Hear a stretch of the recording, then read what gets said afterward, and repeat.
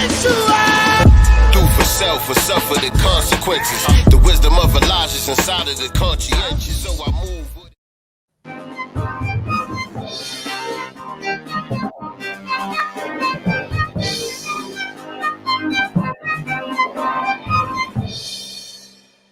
You have to understand specifically what you're dealing with. And without the specific understanding, there cannot be. You see, it's just like in a war. Until you understand the exact nature of the war, what is the war fundamentally about, you can't really design strategies and tactics.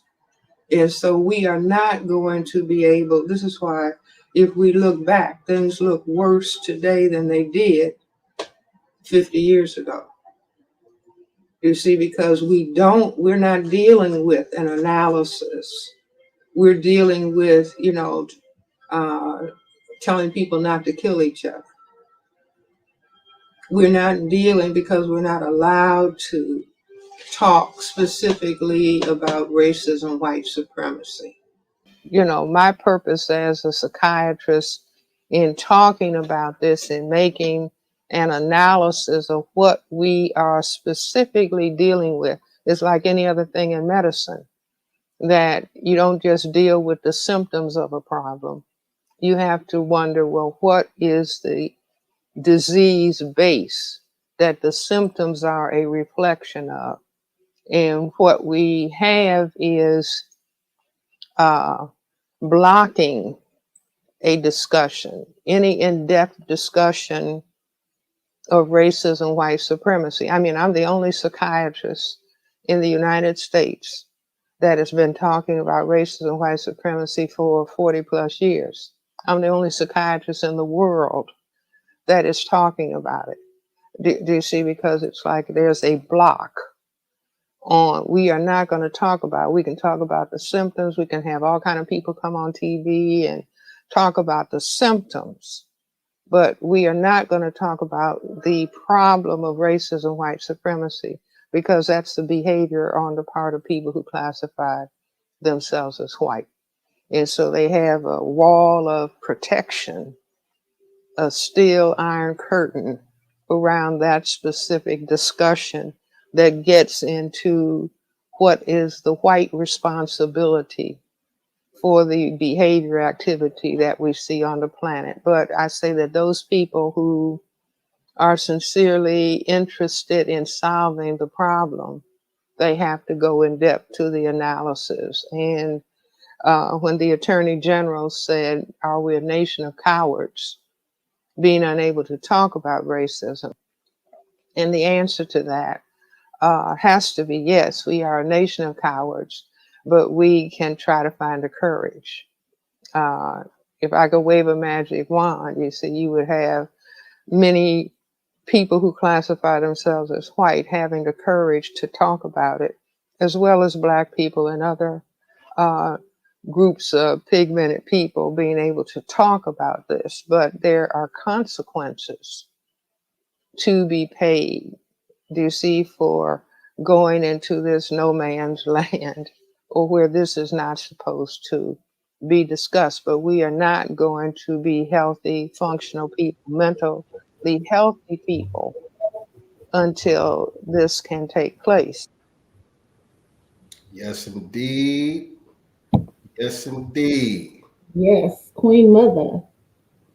Absolutely, absolutely. Dr. Frances Cress Wilson setting this thing off right for 2022. Today is actually her death anniversary. Her death anniversary. There we go. Yeah. She actually, her birthday is the day after mine, March 18th. Oh, wow. Pisces. Yes, indeed. Yes, indeed. But yeah, today is actually her death anniversary, of course. So that's why I chose one of her clips to start the episode off today. Well, welcome, family. Welcome to another episode of Sincere Love the Godcast. I am the God Sincere Love, here with my lovely co-host, the Queen, nyctegur, Cali Country Girl in the building. What's going on? I see you got your LA hat on. I got my New York hat on. That's how we doing it. There's some East Coast, West Coast beef going on. That's how we doing it. That's That's how we doing it. Man, I don't And this know about wasn't that. planned, by the way. This Not, was not, not at all. 1000% not planned. If anybody thinks that, it really was very organic. For sure. Well, for sure. I can't engage. I can't engage anyway, man. I like Tupac more than Biggie, so You better. Sure. y'all win. Y'all win. Especially. But what's good? What's going on with you? Oh, nothing. No more rain. It's warming up a little bit, so we getting back to normal. I'm hot, man. I'm hot. I'm sweating and everything right now. Yeah, it's warming up. I'm back. We back though. I was just in there cleaning up the kitchen and shit, man. How was your New Year? How did you bring that in? Sleep? Yeah, my son woke me up too after the countdown or during the countdown. I was sleeping in a motherfucker. Sleeping in a motherfucker. I ain't even try to stay up. Right.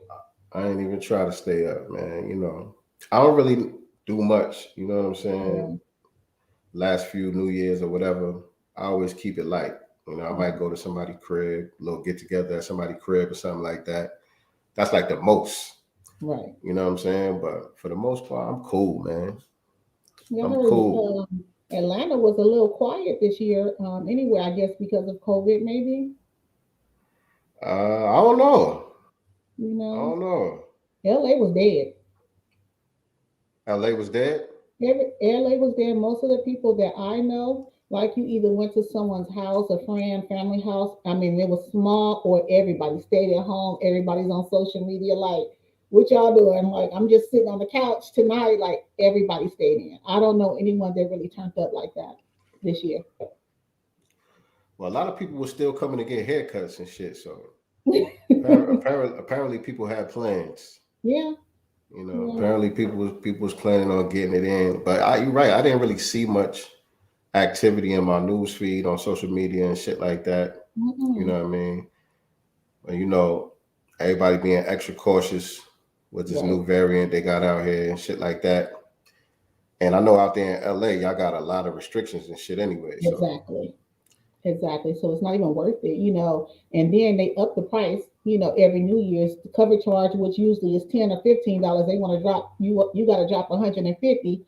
Why would I drop 150 to go somewhere and then you can't really, you know, get active like you used to because the restrictions? So it doesn't make sense. That's crazy. So, no, they tax out here every New Year's Eve. You know, it's major tax just to get in. Man, do y'all have something? Do y'all have something like the ball drop? No.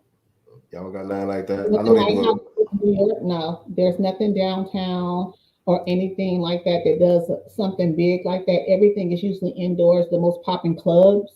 You know what I'm saying? They don't do a ball drop. It's just you in the club. Yeah. I know they got a peach drop here. I ain't never went to it, but they do a peach drop down here in Georgia. No, Hey, Mama Love. What's going on, Mama Love? Mama Love tapping in. Mama Love, she traveling right now. She down there in VA, visiting some family and all that. Mama be gone.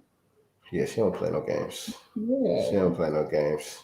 She retired and she chilling. She living. Right, as she should. Live as she that, should. As she should. But yeah, man. Had to set it off with Dr. Francis Cress Wilson. Oh, yeah. You know, RIP, rest in power. You know, also speaking of RIP, our brother that played the Mac.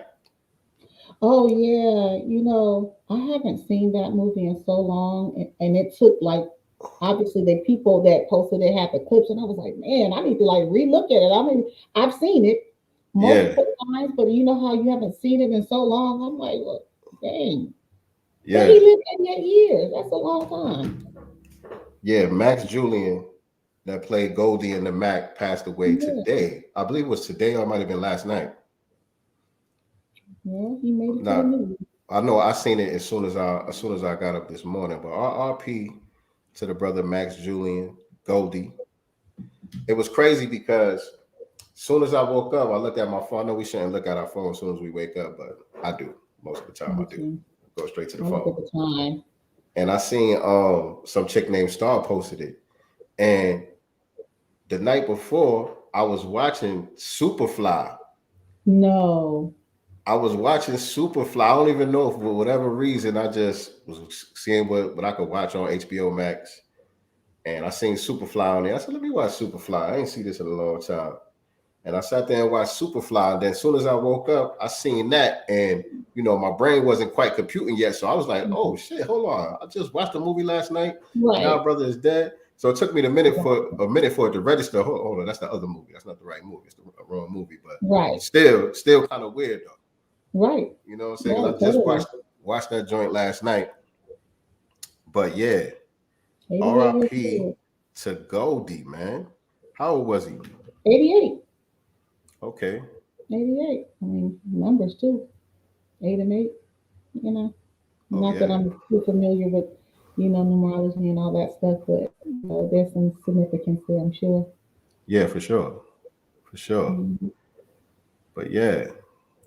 And so, who else, man? Betty White passed away. Yeah. Betty White passed away. We all grew up watching the Golden Girls and all that. And you know what I'm saying? She was funny for sure. She was. She was definitely funny. But I have to say it. I have to. Y'all, Black people, like, it's like, you know, rest in peace. It's okay, I guess. You know what I'm saying? But some of y'all be extra out. Like, this stuff is crazy to me. Be doing the most, right? Y'all, like, it was a bit much. I'm sorry. It was a bit much. Like, I'm talking dramatics. I've seen posts that were completely, it was just too much for me. Like, R.I.P. Betty, though, you know, but y'all gonna have to sit back. Y'all be doing a little too damn much. That is not y'all's grandmother. Chill out. I'm just saying. We had Black people died and y'all didn't act like that.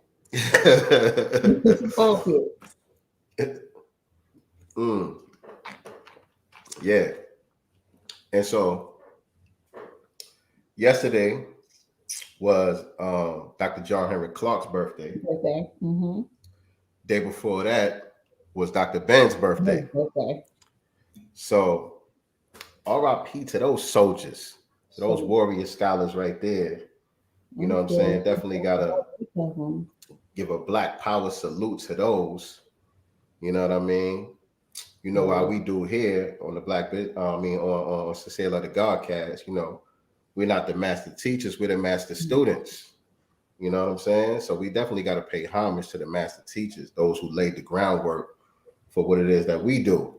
That part. You know what I'm saying? Those who gave the information that we standing on. Right. You know what I mean? And so a lot of those folks that was hollering for Betty, I didn't see one post about Dr. B.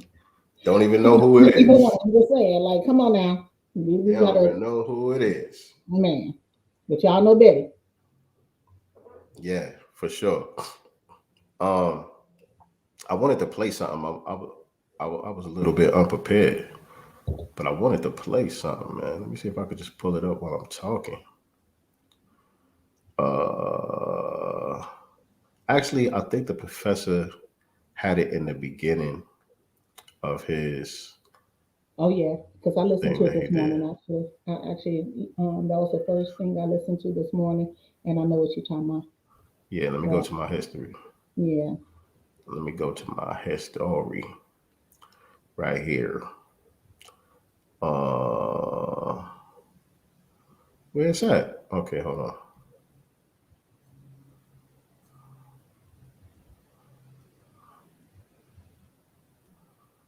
All right.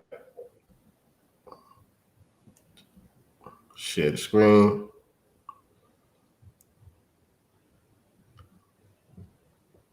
Share the screen. All right, y'all can see that? No, not yet. No? Oh, I gotta add it. Here we go. Single point I wish to get across before we start anything. I am not here to debate with anyone. I have devoted all of my adult life to this subject. I only debate with my equals. All others I teach.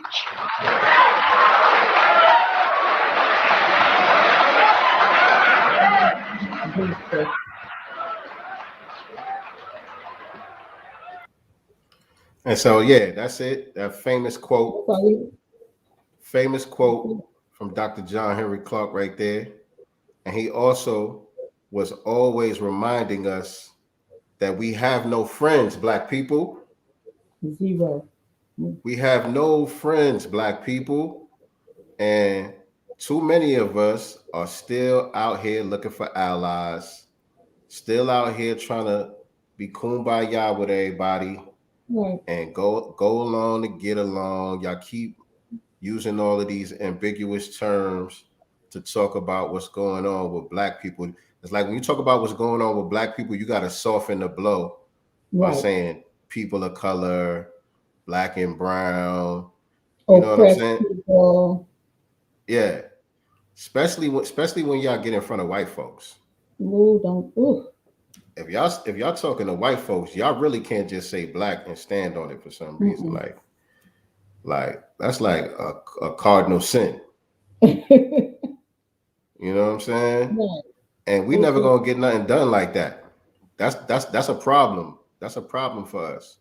Because it's definitely a problem. Because my thing is, a lot of these people that do that claim to have listened to some of our elders of the past, right? So you mean to tell me you haven't learned anything that they said? Because nothing has changed at all. Yet you're doing the same exact thing that prevented us from getting out of the situation that we're in by trying to be all inclusive, you know, and using those terms and thinking that you have allies, yet you don't even see one another half the time as an ally. We can always find some wrong with the other person that look just like us, but then we want to bring this other person in. Like, cut that out. Indeed. And, you know, and these other groups, they show you time and time with their actions, you know, what they vote, what you know, their organizations, how they move, how they get down, that they only Black and brown when it's convenient. They only minorities when it's convenient. You know what I'm saying? They spend the majority of their time trying to assimilate into whiteness and trying to uphold and maintain white supremacy, especially over here in this country. Because that's the reason why they came here in the first place, because they knew that there was an opportunity for that. You know what I'm saying? They knew that if they come over here and get on code with the so-called dominant society against us, that there would be a cushiony place within the society for them. There would be some benefits and goodies and set-asides for them to leech on, you know, based off of what our people, our ancestors fought for. You know what I'm saying? And we still trying to, you know, forge some type of coalition that just doesn't exist, family. That shit is not working for us. At all. And again, this is not, doesn't mean you have to SHIT on anybody, right? But you're Black first, meaning you're going to put the needs, wants, everything for Black people first. You're not trying to align with any other group. You're trying to align with other Black like-minded people. We don't need any other group coming in, because what happens to it muddies the waters every single time. Because again, we stop talking about what it is that we need, and we start talking about oppressed people, people of color and stuff. So they come in to distract us from what it is that we're trying to get. And look at it now. They're using everything that our ancestors fought for themselves. The LGBT community, you know, the Hispanic community, all of them are using the benefits that our ancestors fought for. We barely get any of those benefits, you know, but you're busy trying to bring everybody else along versus worrying about your own group. I can't help you until I'm helped. Yeah, and you're right. Not only are they using those set asides and so forth for themselves, they're actually using it against us. Because you look at who's being charged with all the hate crimes and shit now. You see, if a black person stare at an Asian person too long, you getting hit with a hate crime. Hate crime. You know what I'm saying? Or a LGBT person or something like that, you getting hit with a hate charges. Where, you know, a black person could get lynched on camera and they can't find a hate crime. They can't find no hate crime for nothing. You know what I'm saying? No. So it's not only that they using these laws, these policies and shit that our people fought to get passed for their own benefit, but they actually weaponizing it against us now. You know what I'm saying? Now we're the haters, we're the bigots, you know, we're the perpetrators of all these things now. You know what I'm saying? And all of these people are becoming protected classes. You know what I'm saying? And it's very protected. What's going on, Peter Ogun? And it's very intentional. You know what I'm saying? I reposted something that Tariq put on Twitter earlier today. Let me play this right here. Probably sending it to you. Oh no, not that one. Hold on. Sending you another one. Hold on. How come I can't bring this back? Okay, there you go.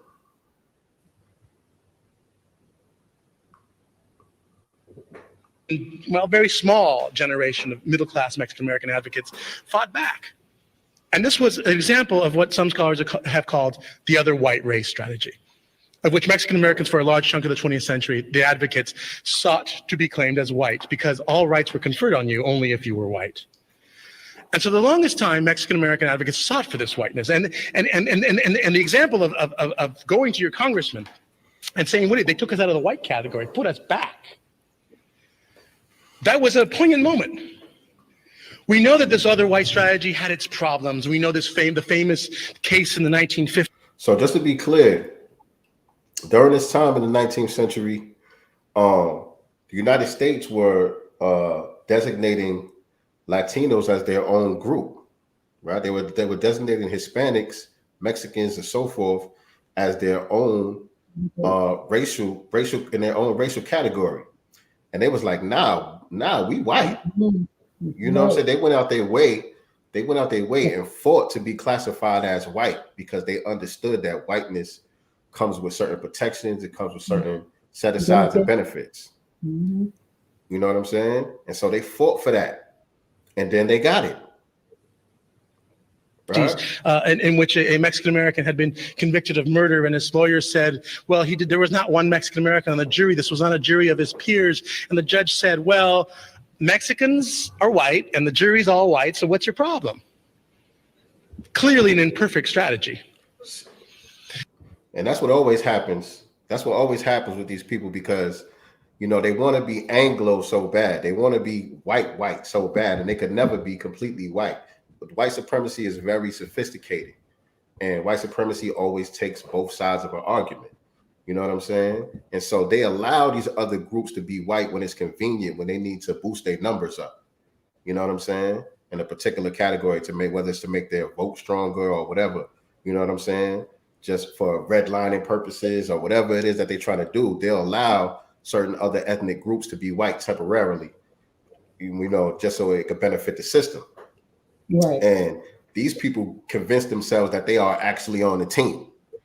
You know what I'm saying? And then shit like this happens, and they get railroaded through the injustice system the same way that we do. They get treated just like niggas.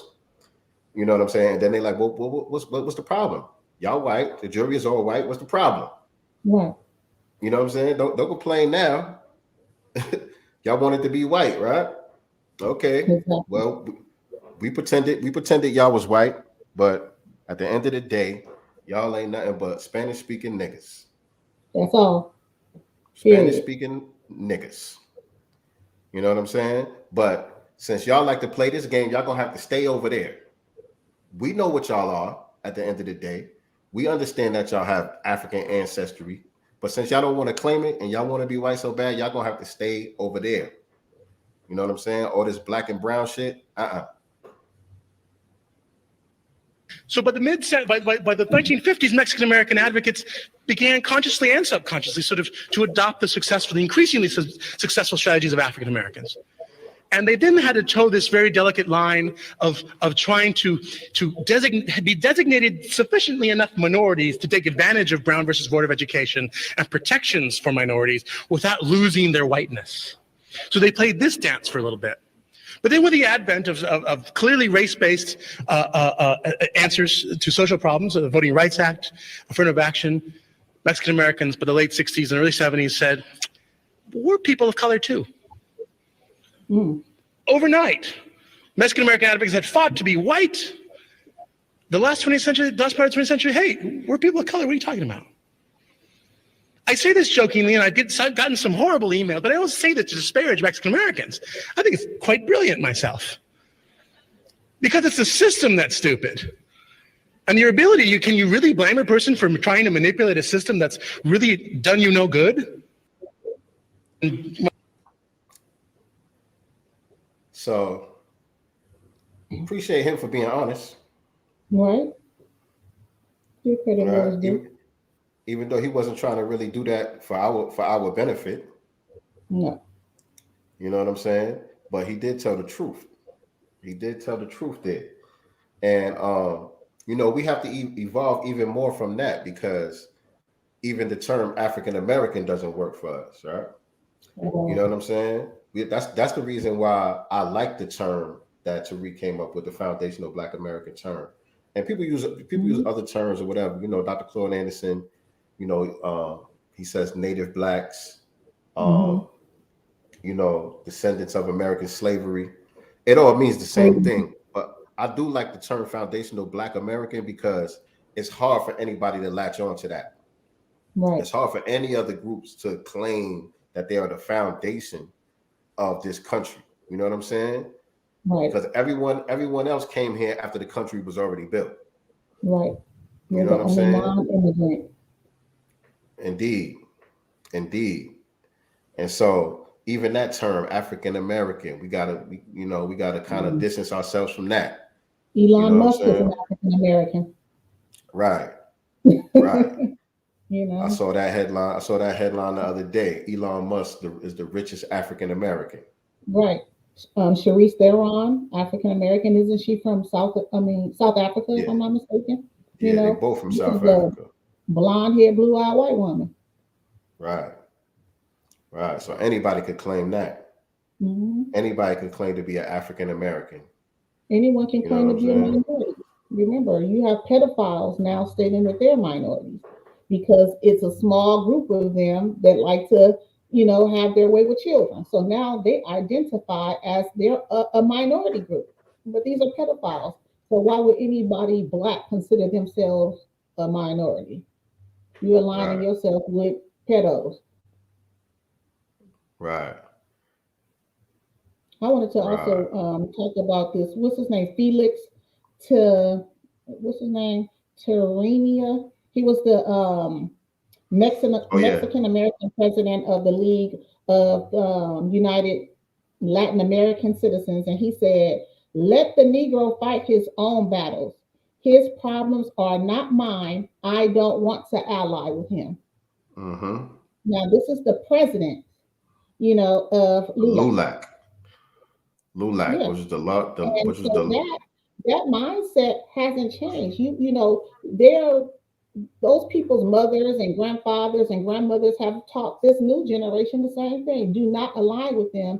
And we can tell by how they attach themselves to us only and solely for their own needs and benefits, even if that's taken from us. Right. Good point right there. Did you say you sent me a video?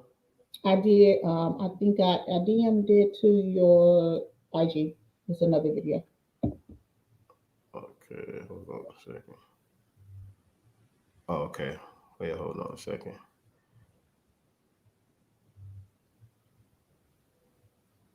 Same thing with the Asian community, right? They also came here and they did not want to be labeled their own, you know, ethnic group. They also wanted to be and continue to be white. because there was more benefits for them going to school and stuff like that. You know, they wanted to be white students. And so I guess America kind of wasn't having it initially. And so they said, well, if they don't want us to come into their schools and we also be white too, then we'll just create our own schools so that, you know, we can still say we white, but there's benefits to this. These people don't give a dang about us. All right, here we go. Who lived in the Mississippi Delta, for example, in the 1920s. By the way, this is the community that gave rise to the Supreme Court case Gong Lam v. Rice, where Chinese Americans challenged the placement of their children in so-called colored schools, and because they wanted to be able to go to school with whites. And their argument, very dramatically, was we Chinese people, being pure Chinese, deserve protection from the contamination of blackness as much as you white students do. That's why we should be able to go to school with white students. So they failed, but they sort of subverted the decision in the Supreme Court by just saying we refuse to go to school with Black children, so we're going to form our own schools or go to religious schools, etc. Okay, so this was the community that gave rise to that case. And many of the grocers had married Black women and had children who were biracial. And the white school boards, the white leaders in the town were quite explicit in the Mississippi Delta. They said, if you repudiate your Black kin, we will allow you to come closer to whiteness. And that's what many of them did. Not all of them, but many of them did. And this was why they experienced, the Chinese American community in the Delta, significant social mobility, like up through World War II and just past. Who lived. Right. And then this is where you get these so-called model minority groups, right?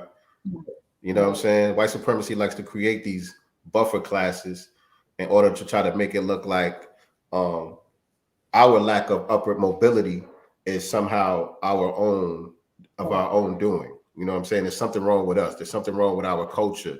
There's something wrong with just innately something wrong with Black folks while we can't get ahead. America is the land of opportunity, and everybody else that comes here seems to be able to do well except for us, right? But everyone else has the ability to assimilate within whiteness except for us. Right. And listen to her words in the beginning. She said, you know, they wanted to be away from the contamination of Blackness. Like, we are a disease. Let me play that again. Right. Let me play that again. Lived in the Mississippi Delta, for example, in the 1920s. By the way, this is the community that gave rise to the Supreme Court case Gong Lam v. Rice, where Chinese Americans challenged the placement of their children in so-called colored schools, and because they wanted to be able to go to school with whites. And their argument, very dramatically, was we Chinese people, being pure Chinese, deserve protection from the contamination of blackness as much as you white students do. The contamination of blackness. Right. And what they really mean is exactly what Dr. Francis Cress Welsing taught us that they mean. And it's the fear of genetic annihilation. You know what I'm saying?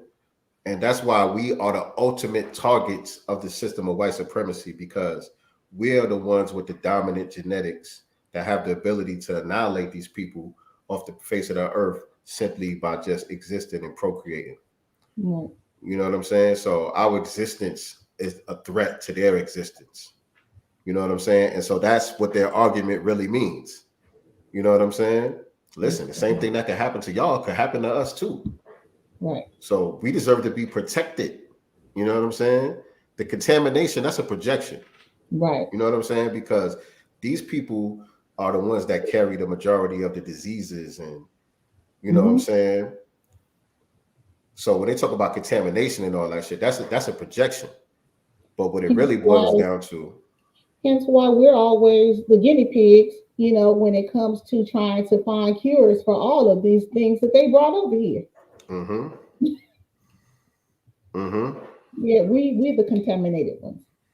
Because we've been on the planet the longest. You know what I'm saying? So our immune systems have come across everything. You know what I'm saying? Our body can adapt and get rid of different types of illnesses and diseases and all of that stuff, where, you you know, some of these people are just, you know, their body doesn't have the ability to do the same thing. Right. Our ancestors was out there in those fields under all types of conditions, you know, being bit by all kinds of bugs and everything else. So they built up a natural immunity, which has now been now has been passed down to us as their descendants. And they know this. Mm, indeed. How can God contaminate a mutation? Right. Ah, right. Right. Peter O'Boone said, we are the bane of all other human existence. They only exist because we exist. Baba and Umi of all the quote unquote human race. Yes, indeed. I'm your Yes, mama. indeed. As Vicky said, I'm your mama. Yo, and speaking of that, happy birthday to Vicky Diller. Yeah. Happy It's today, birthday, right? Queen. It's Today is today. the official birthday, right? Yes, today. Yes, Happy birthday, indeed. Queen. Absolutely. So, you know, we started off with Dr. Frances Cress Welsing. It was her death anniversary. You know, we had to salute to Dr. Ben, Dr. Clark, and all of that stuff. But we also got to pay homage to the living. You know what I'm saying? The ones that's among us. Right. So definitely big happy birthday shout out to the queen of black media, our sister with the curly braids, right. Vicky Diller. Shout out to Vicky Diller, man. You know they've been representing all week over there. Yes. Happy birthday, Queen. You've been seeing some of the stuff on her fan page. Oh yeah, it's so cute. People imitating her and all that. Even the babies. Hilarious. It's so funny. It's so cute though. Hilarious. Yes, it's today, right, Jackson? Mm-hmm. Today is the official birthday. I can't tell because they be celebrating. Oh, I think they started like right at midnight, posting, but it's today for sure. Okay, no doubt. Definitely. So what's been going on, man? What's in the news? You know what I wanted to talk about? So, of course, on New Year's, right? I believe Don Lemonade was in New York, and they were doing the whole, in the what do you call the convertible. And this news anchor, I believe she is. I don't know this woman. I knew who Don Lemonade was, but I don't know who she is. Her name is Dulce Sloan, right? So I don't think she knows that the mic is on. They're doing their Happy New Year's and waving to the fans. And she basically says, "What we're gonna leave in 2021 is no more broke black DICK." She said black. We know what she meant. No more broke DICK. First of all, she's a black woman. So we know who you're talking about, right? So that definitely rubbed me wrong. I'm like, well, first of all, what you got? What you bringing to the table? And you built wrong. Don't get me started. Did you post this? I have not posted it. Because honestly, I was just like, I don't even want to give this trash, my attention on my feed. I can send it, DM it to you right now, but it just rubbed me wrong. Like, why would you say something? Then she's like, wait, is my mic on? Is my mic on? Can I say that? So social media pretty much went on fire because there was a lot of people, black men and women alike, that were offended by that statement because it's like, first of all, what are you bringing to the table? Secondly, here it is like black men are only good when they're either dead or doing something for someone, buying them some type of trinket. And that's not cool. I'm going to send it to you right now. Yeah, because I ain't see it. And it's actually the audio where I'm going to send it. I just sent you the audio. But yeah, it's like, I didn't like that. That just rubbed me wrong. Again, she's a black woman. Don Lemonade is a black looking man. So, we already know who that message is for. Let me see if let me pull this up.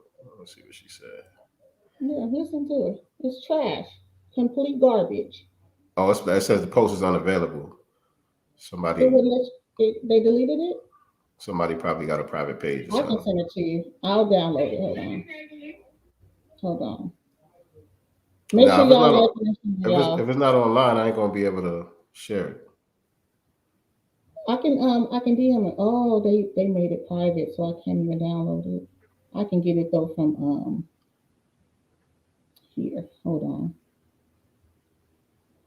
Yeah, because CNN probably took it down. Right.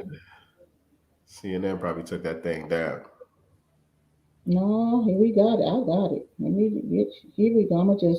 I think I can send it to you. I'm DMing it to you right now.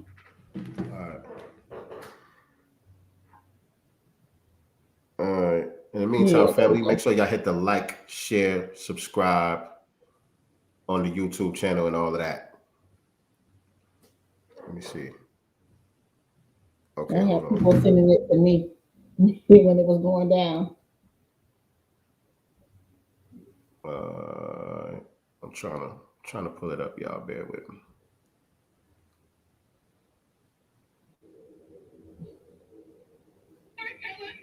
Yeah, it was just tacky, you know. It was just wrong. And then I'm just looking at her like, you bad built. Oh, damn. What happened? Nah, because they opened up another page, so I gotta reshare it. She bad built and stuff, you know what I'm saying? But you want to Yes. you want to leave broke D in 2021. Well, some people might say we want to, leave obesity in 2021. Wait, that ain't Lizzo? That look like Lizzo. It ain't Lizzo, but they can be sisters. Oh, snap. I thought that was Lizzo. Yeah, then she got this Okay, hold on. Party City Afro wig on. We leaving that in 2021 too. Okay, right, here we go. Oh, right. That's fine too. Yes. You know what? No, what my resolution is? Yeah. For 2022? Yeah. No more broke dick. Okay? No more what? No more broke dick. Oh, wow. She got the mic in her hand. What she talking about? She ain't know the mic was on. Penis from a man that has no more broke dick. Okay? No more what? No more broke dick. No more penis from a man that has no money. You broke dick? Yeah. Oh. But it's always good. That's the problem. Money likes them good. Is she supposed to be a comedian or something? Like, who is this? I don't know who she is. I ain't saying she's a broke. Listen, all I'm saying I ain't saying is, she's a gold. if anyone who is acquiring male genitalia, it needs to be attached to someone who can also fly you to the Caribbean. But my thing is, what are you bringing to the table, sis? Really? This big Like, old my thing mammy? is, big old mammy. But what you bringing to the table, though? Because if all you bringing to the table is a hole, right? Because he can go get a hole anywhere. What are you bringing to this man that you want with this, certain income, level? What are you bringing up other than, laying on your back in a hole? Mm. How are you helping to elevate him so he can go up here and get that money, sis? I thought that was Lizzo. What are you speaking into him and inspiring him so that how are you inspiring him so he can go get that bread to take care of the family? What are you doing to help lift him up? Like, we're leaving broke D in 2021. Women should not be basically having sex with men with no money. And let me play devil's advocate. I guess I kind of get what she's talking about. Like, don't be just laying up with anybody. It's maybe what she's saying. Let me just give her the benefit of the doubt. Is she saying don't be giving it up to just anything? Make sure you're, elevating, who you're dating, maybe in the pursuit of a relationship or marriage, or are you talking about just strictly sex? Why are you just laying with anybody? Nah, you heard the song Dawn Lemonade started singing. Right. Dawn Lemonade got the message. Loud and clear. I just don't understand. That just literally sounds so bad. It's like, what happened to just Happy New Year? I hope everybody receives whatever they're looking for in 2022, love, business, whatever the case may be. Why do we have to give the most tackiest, disgusting, say the most trash shit out of a black mouth, especially a mammy? Yeah, well, yeah. She just fit the description of a mammy. So she just doing her job. You know what I'm saying? They put these people on TV strategically. You know what I'm saying? They know who to give the spotlight to. They know who to get a microphone to. You know what I'm saying? That's all Mhm. strategic. You know what I mean? These people just walk right into the stereotypes and just play it out. They just play out the stereotypes for For the love. white entertainment. You know what I'm saying? Because they know that's how they can get elevated into white society. You know what I'm saying? That's how they can get jobs. That's how they I can was get just gonna say. gigs. So she was auditioning. Yeah, She was that's all that auditioning is. for the job. That's all that is. You know what I'm saying? Big old mammy. We ain't never heard of her. We ain't never heard of her before. Right. But now she a household name. You know what I'm saying? I was looking at different people's lives and stuff like that. I'm talking, I love following makeup pages and stuff like that. And one of the makeup, gurus that I follow, she was even like, she was like, I was looking at CNN tonight. Like, did I just see what I thought I saw? And this woman said what I think she said. She was like, I feel some kind of way. And this is a Mm, girl that got millions of followers that took to live right after this happened, was like, I feel some kind of way. Like, did I really just see what I saw on CNN with Don Lemonade and this other chick? Like, the internet was actually hot after she said that. It right. didn't play out the way she thought. Maybe in white society, but not, you know, black society at all. Yeah. They'll do some damage control, and she'll have a morning show on somewhere. Right. You Right. know what I mean? That's gonna be your new leader.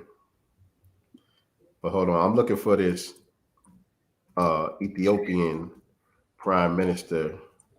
Oh, of Ethiopia. Yeah. Da, da, da.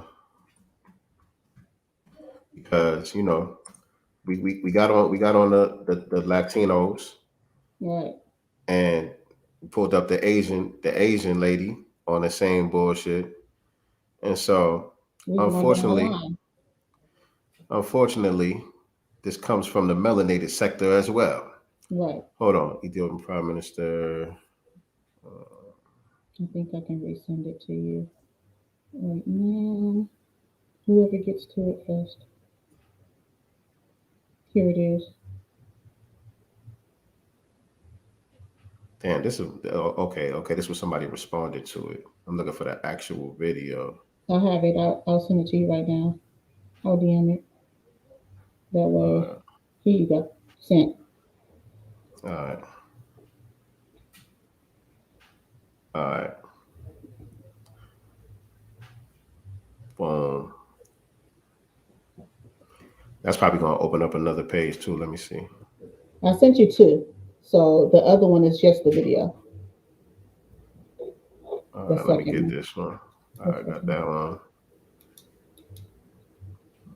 All right, let me share this first. Then. Yeah, we're going down the line today. We checking everybody that decides that they're going to, you know, um, climb on the shoulders of Black people, foundation of Black Americans specifically, just to suck more benefits away from us. Also being anti-Black at the same time. You all know this today. We're exposing all y'all today. B1 Lioness Crown. Lioness Hey, Crown in the building. What's going on with you? hey, beautiful. All right, I think I got this. Got it. Is the video on here or is this just It's an actual video. That one is just video, and okay? then Here we he's go. Yeah, yeah, talking. yeah. I got it. Got it. I got it. Boom. And so let me see the headline first though. Why did Ethiopia's prime minister blame African Americans for their victimization? Right. So listen to the bullshit this nigga be going around saying because I've seen a few videos of him saying Mm-hmm. the same shit. And I think this is in a I think this is in a different language. Hold on a second. I think it's Waggaa 78 dura wow. biyya Ameerikaa keessatti sabni lama baay'ee hacuucamaa ture. Oh yeah, this don't got That's not the one. no translations on it. The one that I sent you. Wait, is this one?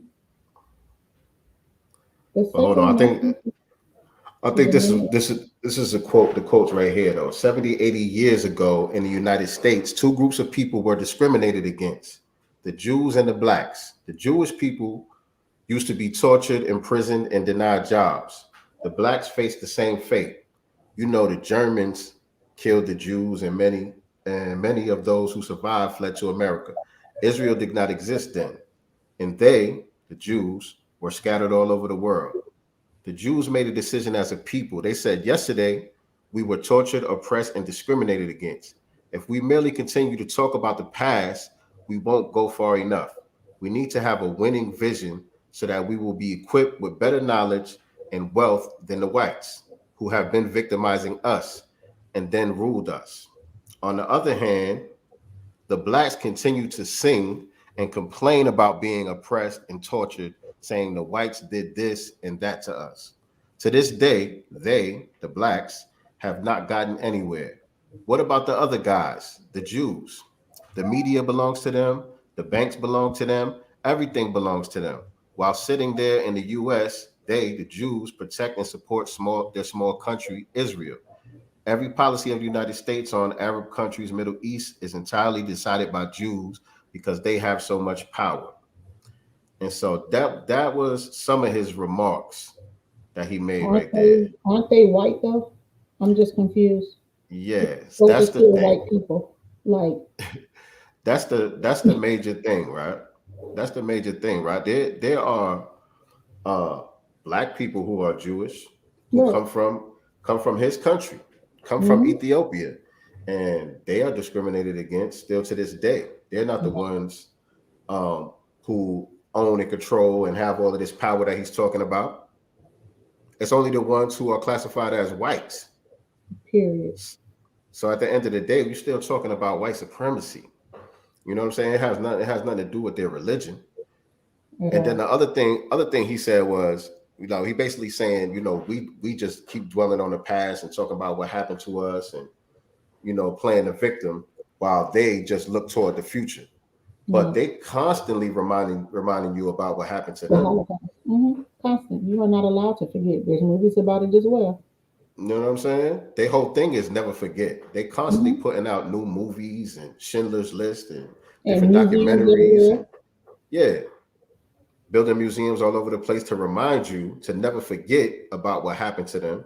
And if you say anything, like some of the things that he said right there about them owning the banks, owning the media and all of that, that's considered to be a trope. Right. You know what I'm saying? So he's so-called supposed to be caping for them, but in their eyes, he's making anti-Semitic statements. Right. Just by saying that they own the media and that they own the banks and all of that, that's anti-Semitic. Right. But what pisses me off about it too is don't act like black people have never came after slavery and not tried to build anything.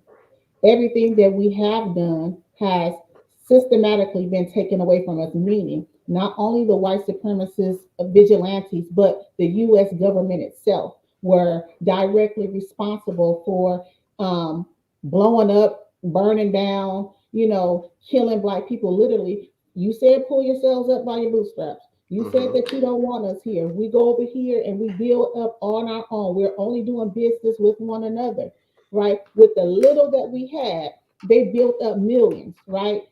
Businesses, you know what I'm saying, that would have been worth, you know, maybe billions today.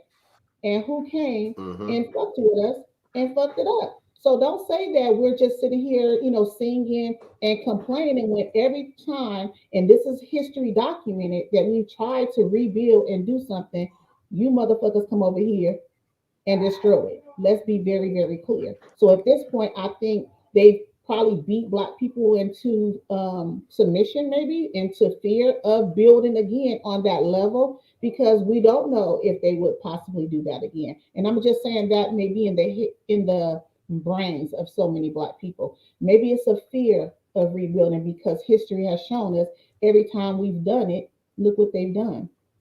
Why don't they ever talk about that part? They'll only talk about Black people complaining. Well, goddamn it, we have a lot to complain about.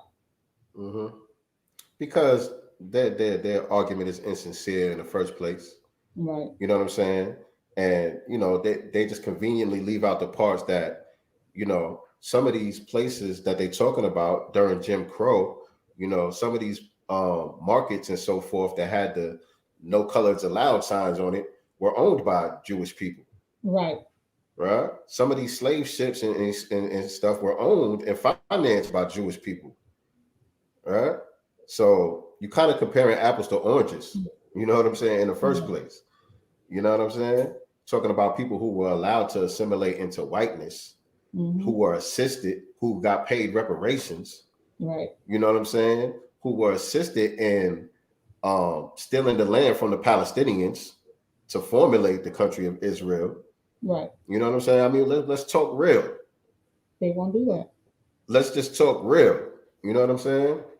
Well, I think they think that we can't read anymore. I don't think that they believe that Black people have taken the time to study and understand, systematic white supremacy on the levels that we have now. Thank God, that I am learning from the new Black media myself, because it was a lot that I definitely didn't know. But I believe this idiot, that said what he said, I believe that he understands that. But what it sounds like he's trying to do is get some biscuits for his country or assimilate in some way into whiteness, which he would never do. Anyway, for some reason, it's a lot of that heat coming from East Africa. I mean, we got a good number of West African coons as well.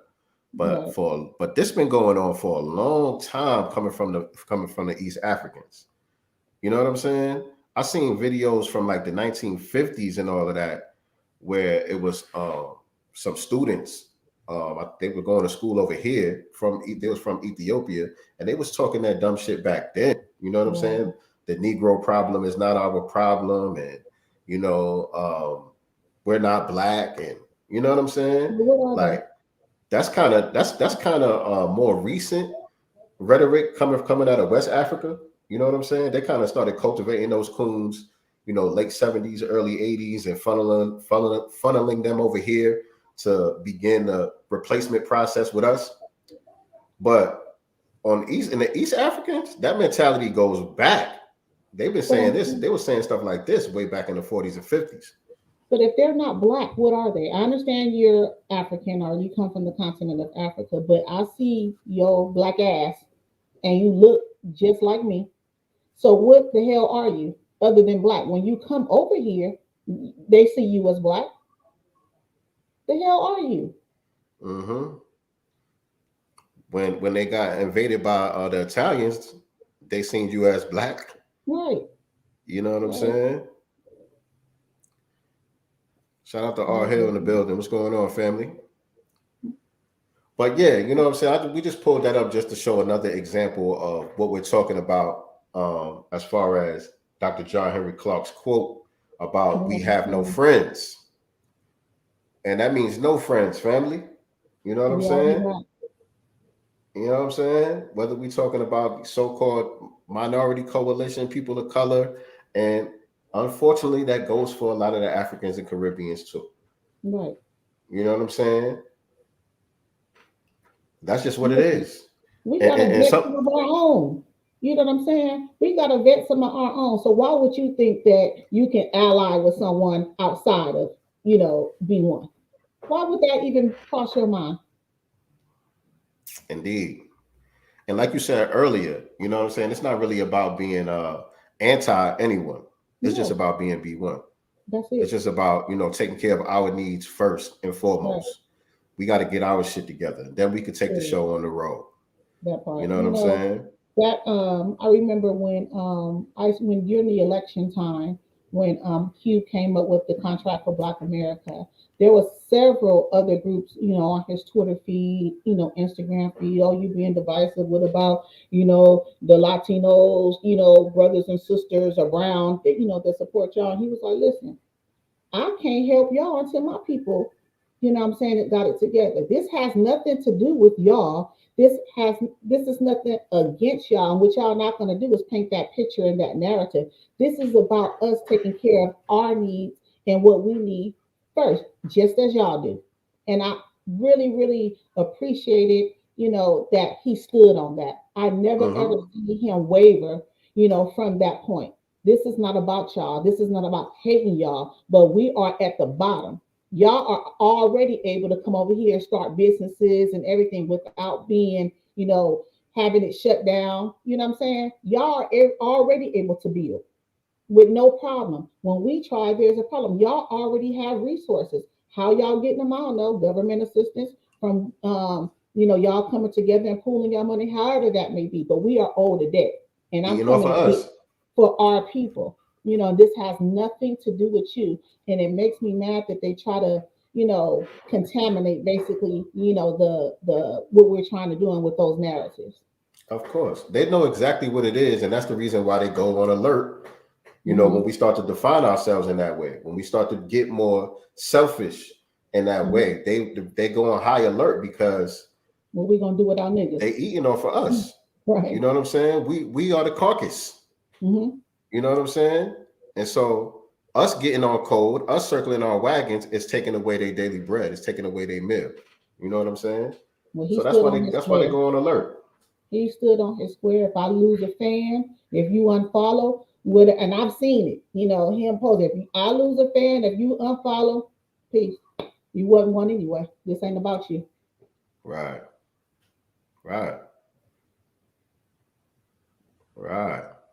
Boom. Facts. That's not us. That's everybody. Say that. That's everybody. You know, Say you got that. the $5 Indians claiming they people of color now.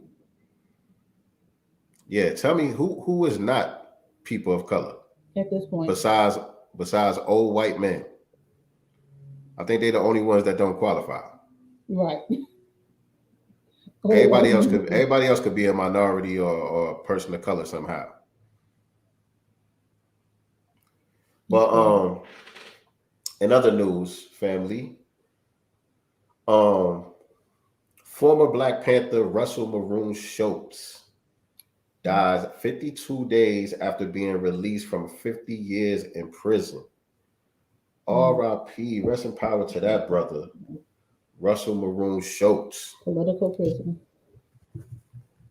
Yes, one of the political prisoners, one of the Panthers, been locked up since the early 70s? Right.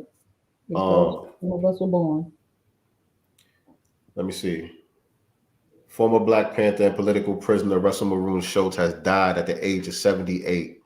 The activist, who was also a Black Liberation Army member, succumbed to cancer on December 17th, 52 days after being released from prison. The death announcement on December 23rd revealed a judge granted him a compassionate release on October 26th due to stage 4 colorectal cancer.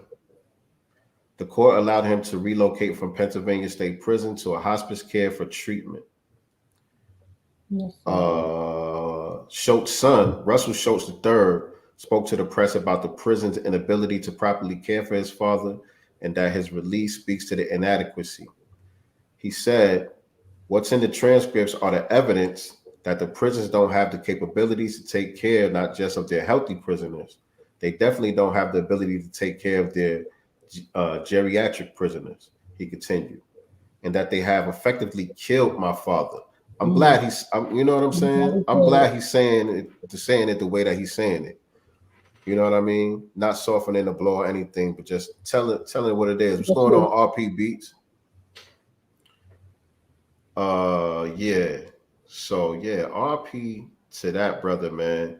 So many of the Panthers are still locked up, political prisoners, still locked up from way back in the days, way before a lot of us was even born.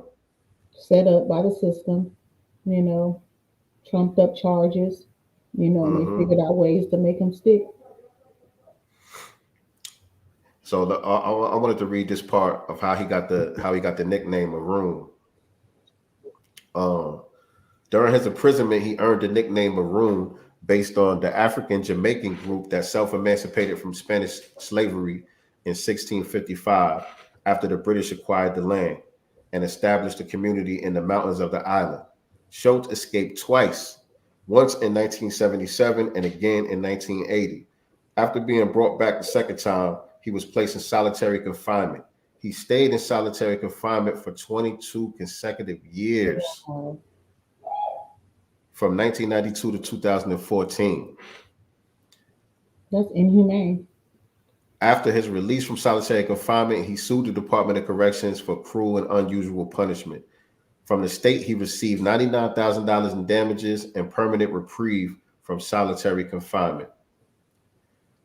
So, powerful brother who refused to just lay down and just accept any type of injustice, accept any part of what was supposed to be his so-called fate.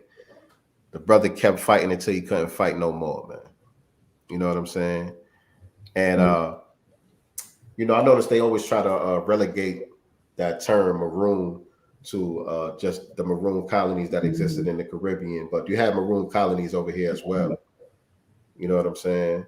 And so, you know, I can't wait for Tariq to finish up the movie about that, so we can learn more about that as well. Even though I got a couple of I got some books around here too that talk about some of that history as well. But yeah, they always try to make it seem like over here we just accepted it. We just, you know, we ain't fight back. Right. Yeah, they over here to come get some of the freedoms we fought for. We was the happy slaves over here. Right. You know what I mean? We just went along with it. Not so. Ooh, not so, family. Not so. Not at all. I mean, you know, I just feel like, you know, Haiti, you know, just celebrated, you know, their independence on January 1st, yesterday, 1804. You know, after everything those Haitians did, you know, winning their freedom, fighting to the death for their freedom, yet that country is like it is today. You have no right, and not all of them, let me make it clear, not all Haitian people, but the ones that do, you know, spit out that stupid, you know, FBA rhetoric that comes out their mouth. First of all, the people in your country gave y'all independence and y'all gave it back. I'm just saying, you don't have the right to talk shit about foundational Black Americans. We still in the fight. Right. He said they do us dirty. This is not 2022. It feels like 1922. It does. I think we was doing a little bit better in 1922. In 1922, there was more Black businesses, more ownership. You know, you look at those old, you know, photos that circulate, you know, of our people in those days. You know, those beautiful rides, beautiful suits, the children, you know, looking so clean, like they were doing damn good. Right. The white supremacy said, no. I don't know what I just did over here. I just messed something up over here. White supremacy said, no, y'all doing too good. We didn't expect y'all to do this well without us, and now we're jealous. My screen is looking funny over here. I messed something up. I don't know how. I don't know. I have to fix that another time. But now you're looking mad tiny. I can barely see. It's the same size on my eye. No, I did something. I hit something. I don't know what I hit.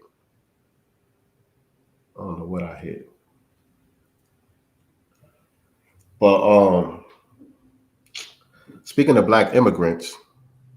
Who now? Who did what?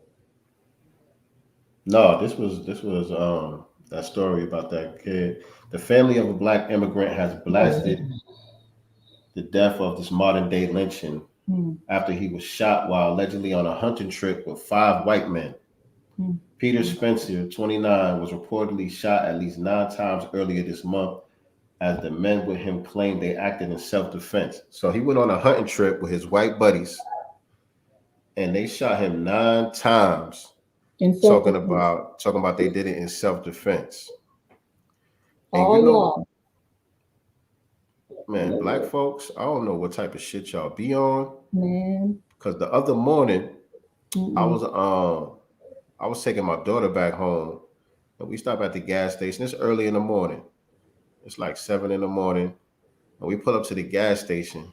It's 2 pickup trucks, about 4, 5, 6 white boys with cowboy hats on and shit. They got a boat attached to the back of one of the trucks, and it's one Negro with them.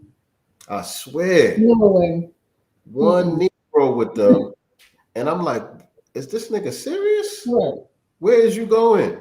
You can't make this shit up. Yo, I'm serious. I'm like, yo, where are you going, my nigga? And my daughter like, Dad, what would you? I'm like, yo, you don't understand. You don't understand. This man is in danger. Right. And he showing all 32 teeth, wasn't he? He wasn't. He actually wasn't. I can't even front on the kid. He looked like he probably he like a football player or something. He probably play on the team with one of their kids or something, or maybe one of them was his coach or something. I don't know, but it's just one Negro with these 5, 6 cowboys about to go on a damn fishing trip. I'm like, my nigga. You don't look at the news, bro.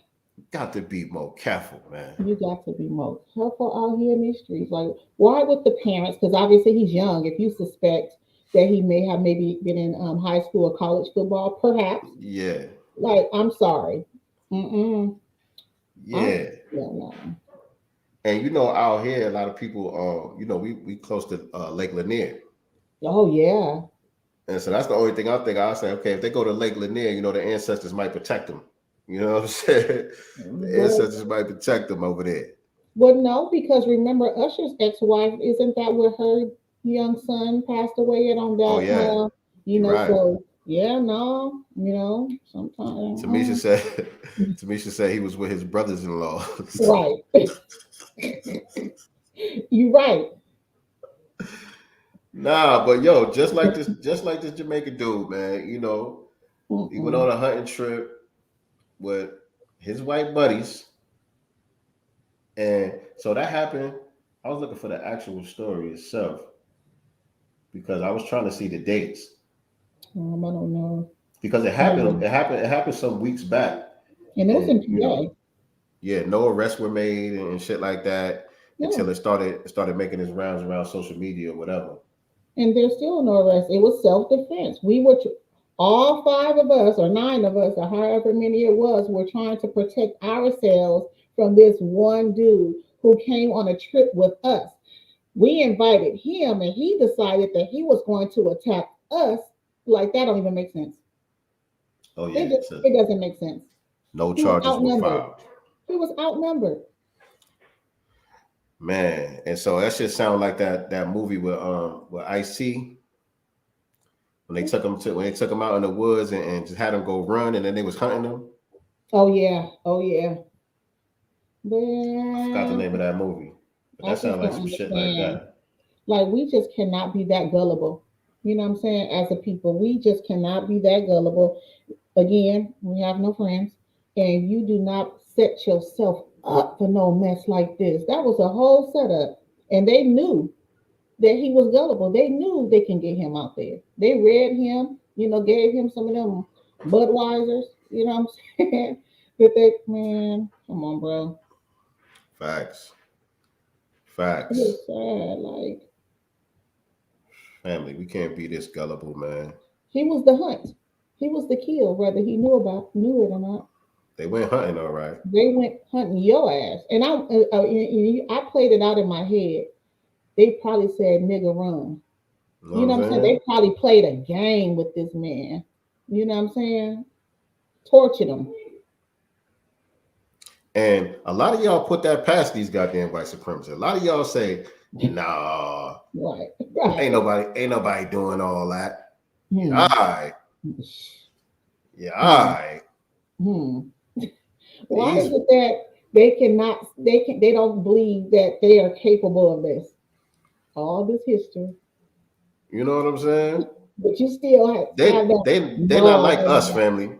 They not like us, family. Right. That's the shit niggas need to get through their head. They not like us, family. Stop looking at everybody like they one of us. You know what I'm saying? These people are different. Man. These people are different. They don't have that compassion button. That shit ain't there. Not that for shit us. don't exist. They don't have compassion for us. Everything Shit. that you get, you deserve. Even each other. Right. Even each other. You seen that story with that one white LGBT dude took his date out and ate his testicles? Oh yeah. Like, why would you do that? Like, ate the man's testicles. These two white dudes. So you know what I'm saying? Like, what would be going through your mind? And again, I'm just going, either you're accountable and or both. And were they on meth? Huh? Like, were they on meth? Who thinks of doing something like that? Like, I'm not only going to cut them off, I'm going to eat them. Again, family. Don't put nothing past these people. Don't put nothing past these people. Was his boyfriend, Caucasian too? Yeah, they was both white. They was both white. Right, Tamisha. Don't get drunk with them either. Because say they playing drunk. You might be drunk, but they playing drunk. Oh yeah, they can hold their liquor now. They drink all type of shit. Yeah, and don't sit your drink down.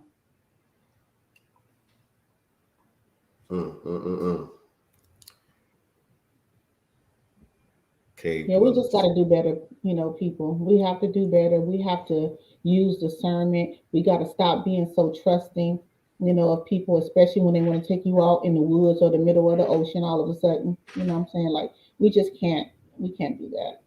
You can't do that. And if you do, don't make sure you got some tools on you just in case something, pop, if I'm going, and if it's, 5 of them, at least 2 or 3 of y'all going with me.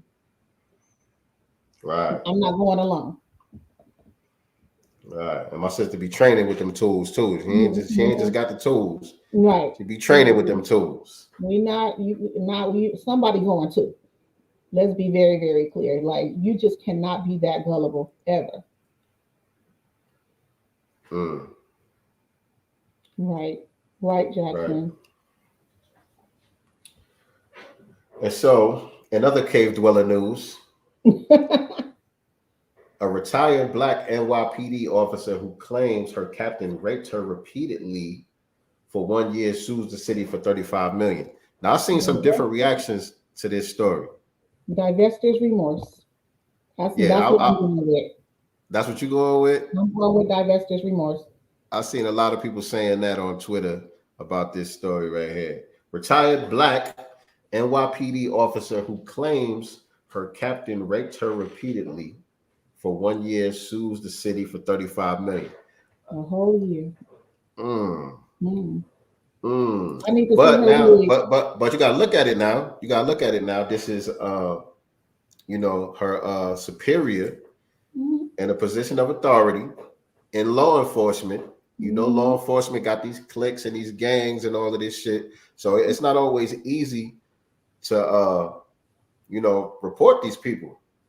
You know what I mean? They got that blue wall of silence. They protect one another.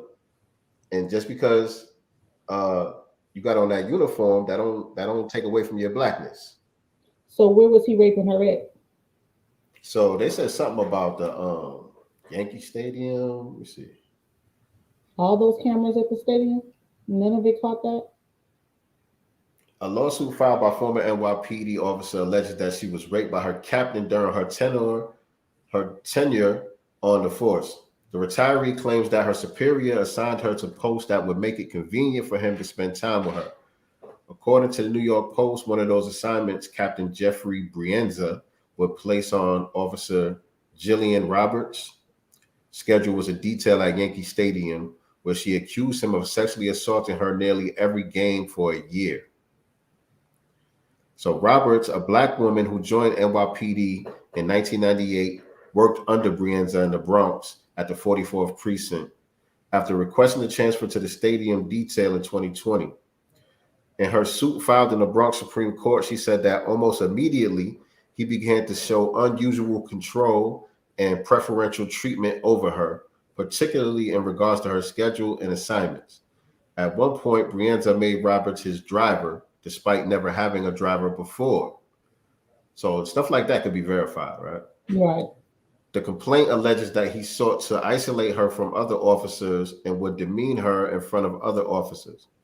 He also made sexual advances toward her, but she refused them each time.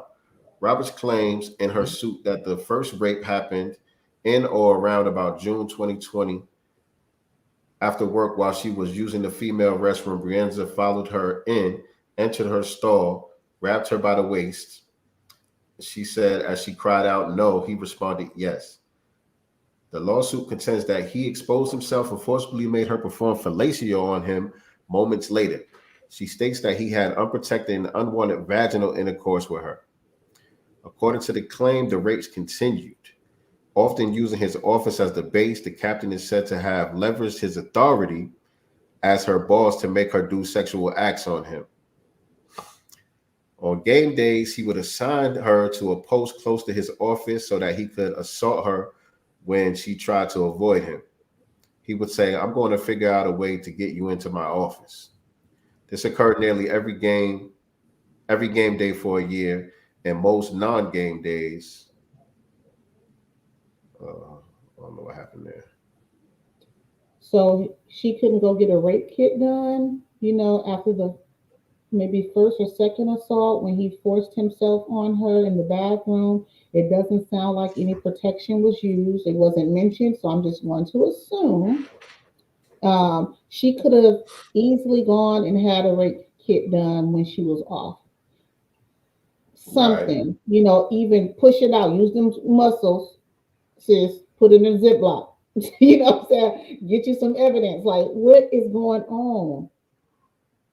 I'm just, again, I don't want to not victim blame or not believe her. And maybe assaults happen, but was there a relationship? Was he married? Was it slave play? Like, all types of things are kind of going through my head. Like, I don't know. I understand he was her superior. I understand, the stuff that we hear about NYPD. There could have most definitely been some type of fear there, but I'm just thinking she wasn't thinking once you're home alone, things to do to catch him up, something like a whole year. A year's a long time. Yeah, you gotta be able to get some real evidence within that time span. You're saying this is happening on a regular basis, every game day. You could easily set this man up. You know what I'm saying? You already know how he about to get down. You already know, what you got to go through every time you go to work. You're not telling nobody else. You know what I'm saying? You ain't getting no little nanny cam set up or nothing. I feel you. I'm thinking like I would a recorder inside your shirt pocket or something. You know what I'm saying? Like, just to pick up maybe the audio. Yeah, like you didn't think about doing anything. Right. That's why I kept reading, because I'm waiting to see if there's, if she got any type of evidence. Was there charges brought up? Was there, or is this just a lawsuit? Yeah, and that's my thing too. What I got from it, there was no pursuit of charges. Like, I'm trying to, I need this nigga to do time. Mm-hmm. And if I understand a lawsuit, if she had turned him in, if she had gone to his superiors and above and they did nothing, to protect her, yes, I understand the lawsuit 1000%. Mm-hmm. But what about criminal charges? Mm-hmm. I'm confused. I need more information.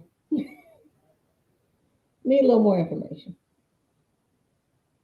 Like, a rape kit could have gone a long way. I would have called in to work the next day. I'm not feeling good. I would have been right at the clinic, the ER, I was raped. Right. Even if you ever go out of your jurisdiction, so that, another, maybe go to New Jersey, I don't know how the distance, but you know what I'm saying? So, because I know once you report rape, they send, law enforcement to take a report, et cetera, et cetera. Like, I don't know.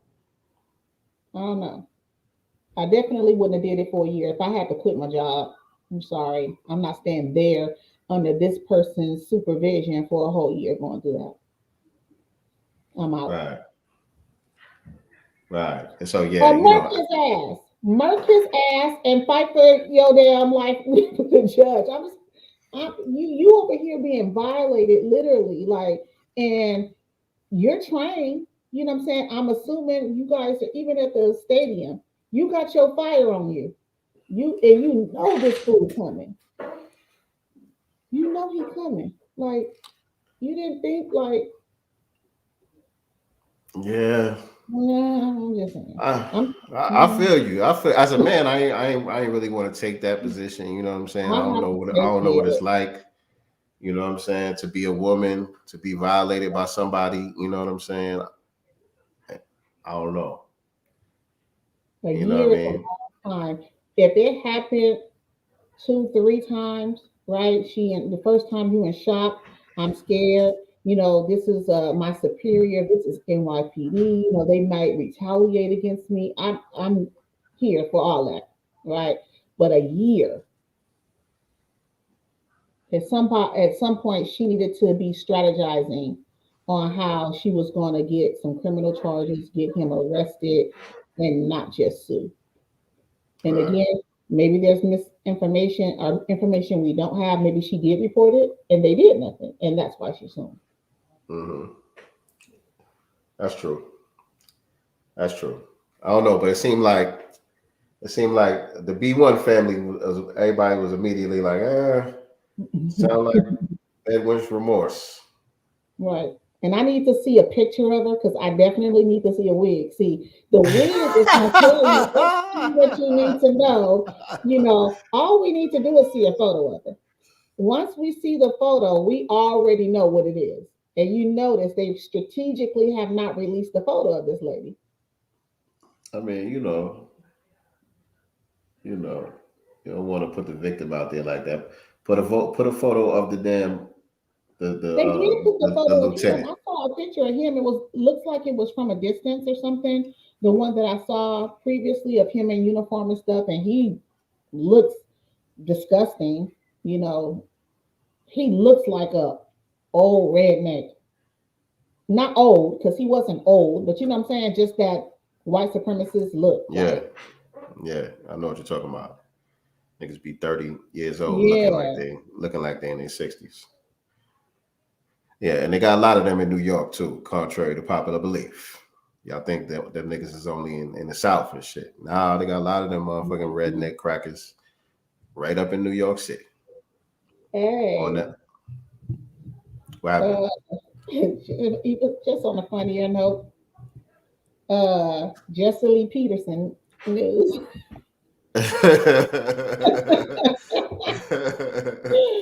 Jesse Lee Peterson out here trying to give up his bussy or trying to get some bussy. He was trying to take some bussy or something.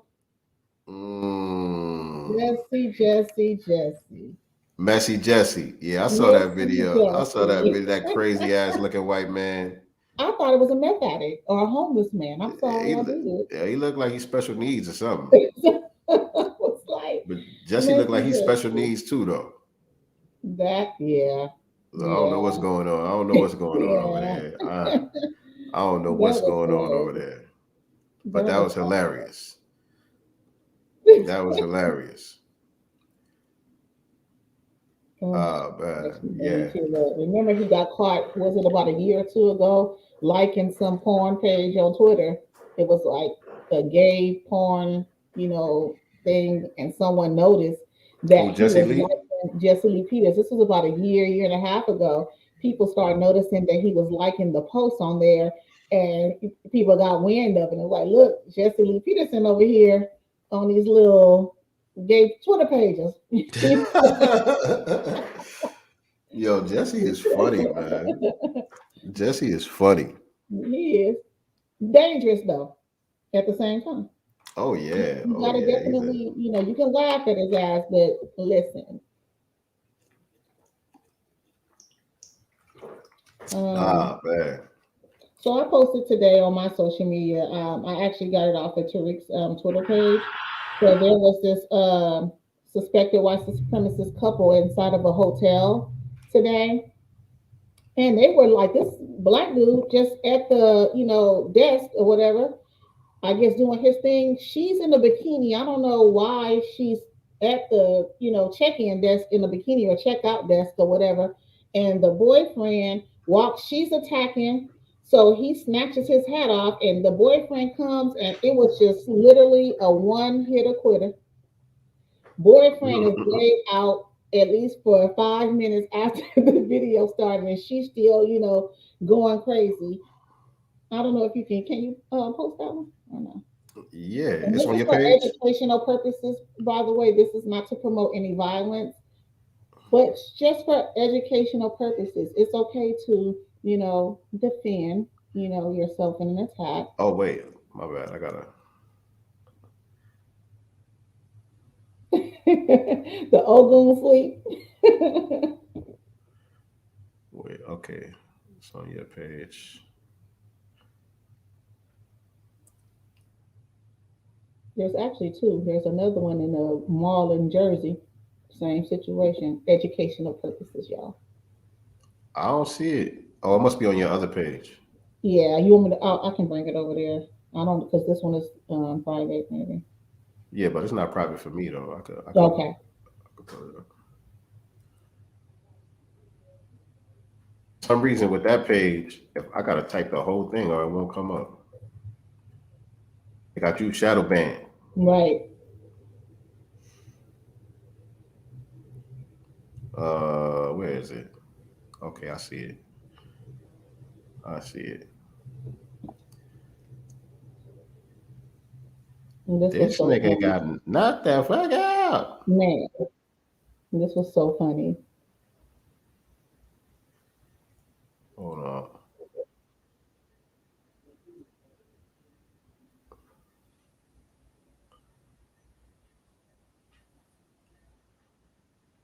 Because she's still right there, still talking. Y'all supposed to separate the party. Y'all haven't de-escalated the situation because she's still right there, still talking. Y'all supposed to separate the party. No. I'm about to touch you in a few minutes. Hey! Oh my God. Oh. So you guys. Yep, I get it. It's all on camera. This is all on camera. He touched him. Out, by the way. Yeah. She touched him. It's all on camera. My man. Everything is camera. Everything is on camera. Yes, everything is on camera. I hate the niggas that be filming though. Like, shut up, nigga. Right. They didn't de-escalate the situation by moving the parties away. They still let her be right there. Why y'all still get her under? Where is y'all security? Get her under control. Oh my God, I don't understand this. Hold on. This is crazy. I want to see that one more again. Hold on a second. My man ain't get up yet. Not at all. Still talking. Y'all supposed to separate the party. No. I'm about to touch you in a few minutes. Hey! Oh my God. Oh. So you did it. Yep, you got it. Slave. Not. Were they on something? I have to again. Like, what were they on? Why were they harassing this brother? I would love to know why they were even bothering him. Looks like he was minding his business. Leave black people alone. Leave black people alone, because you're gonna get this work. Leave black people the hell alone, man. Not everybody's gonna pull a camera out. Let's be very clear. See, they were expecting him to grab his phone and say, "See, I got you on camera. Brother was like, no, I'm coming with a different energy today. Exactly. Exactly. And those are niggas that you gotta watch out for. And Niggas look that how ain't on calm he that. was. Niggas ain't on that loud rah shit. Unemotional. It ain't gonna go down the way you think it's gonna go down. Jackson said, one and done. Shout out to that brother. Right. Shout out to that brother. Hopefully he don't need no bail money or nothing. Right. And if he do, y'all, we gotta look out. There was also another one. This happened at a mall, the Cherry Hill Mall in New Jersey. That's also on my page. I think I saw that. This guy looks like he was messing with some teenagers, and another brother stepped in, what I'm saying, basically trying to check him on it. And he was feeling big and bold. And the B1 community stepped into action as a group. I saw one dude, I think they was at the stadium or something. This dude, like this white boy. Yeah, I was like, what the hell? They were at some game or something like that. And he got popped and didn't pop back. Yeah, he falling all over the place and shit. He didn't have no hands. None. I'm like, dude, really? You letting Bobby get at you like this? Right. But hold on, let me see what this one is. Again, YouTube, we're not promoting violence or anything like that. We just reporting the news. Just reporting the news. Hold on. I hate all this loud motherfuckers, man. All right, hold on. This is it, right? Yeah, that's the one. Yeah, that's it.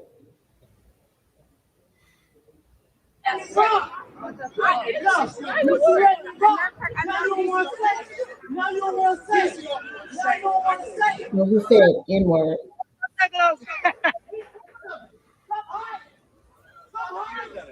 Stop hiding, Pop.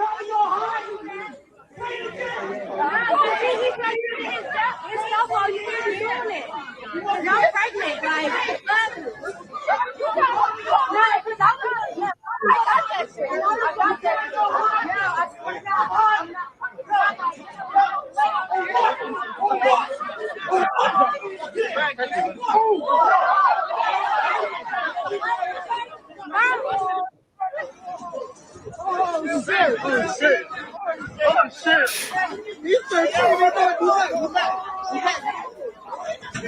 These some little young dudes, too. They taking these pussy right now. Pussy. Oh, he finally put his phone down? Yep, he did. Oh, shit.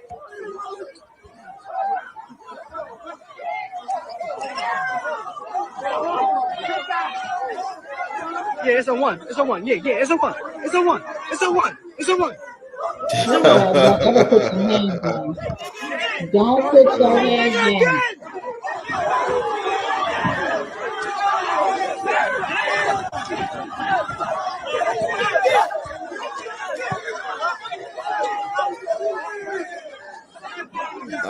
Man, yeah. For real though, there's a lot of non-FBA energy up in there. I must say, it's a lot of non-FBA energy in that one, right there. Nonetheless, this is whether you know each other or not, right? Get on code. Yeah. I like that. I like that part of it. Get on code with your people. What it was is that dude was walking around, I guess, calling them N-words. Yeah. So yeah. Yeah. But my man with the gray hoodie, just say it again. Say it again. He said it the first time. Following the man down with your phone and all of that. What you need him to say it 2 times for? He said it the first time. What you gonna do? Yeah. Just trying to get a video. Just trying to get a video for the gray. He wanted to go viral. He was trying to go viral, y'all. Oh man. Anyway, family, Happy New Year, everybody. Happy New Year to the family. I feel like I'm forgetting something I wanted to say to y'all. I don't know. I don't know. But we're gonna wrap this one up though. We're gonna wrap this one up. We've been on here for a little minute, kicking it with y'all. Appreciate y'all tapping in with us as always. Yeah, we ain't been on here in a Sunday in a minute. Yeah. We ain't been on here in a Sunday in a minute, but we here. Appreciate y'all tapping in. Everybody that's watching this on the replay as well. Make sure you like, share, subscribe, all of that good stuff. We will be back here on Wednesday with another episode of the Black Business Showcase. Black Business Showcase been lit. Yes. Very lit, very lit. We got some more dope guests coming up. New Year getting started off right. Well, we booked till what, March now? Till mid-February-ish. I'm still confirming. Some more people will be tapping into March though, for sure. Just waiting for some more folks to confirm. No doubt, no doubt, no doubt. So, family, you know, any business owners out there, entrepreneurs that want to come to the Black Business Showcase and tell us your story, just either reach out to myself or nyctegur. Let us know what you got going on, and we'll see about getting you on the schedule for that. And so, yeah, that does it for today's episode of Sincere Love to Godcast. Like we always say, we are not the master teachers. We are only the master students and signal boosters for the voices of the new Black media. I'll see y'all on Wednesday. All right. Thank you guys for tuning in tonight for another great episode of the Sincere Love of Godcast. Make sure you tap in with us on Wednesday, 8 p.m. Eastern Standard Time, 5 p.m. Pacific Standard Time. We will have on Boss World Brand. Y'all can check them out on Instagram on the Sincere Love of Godcast. Thank you again for tuning in tonight. Peace and Happy New Year. Do for self or suffer the consequences. The wisdom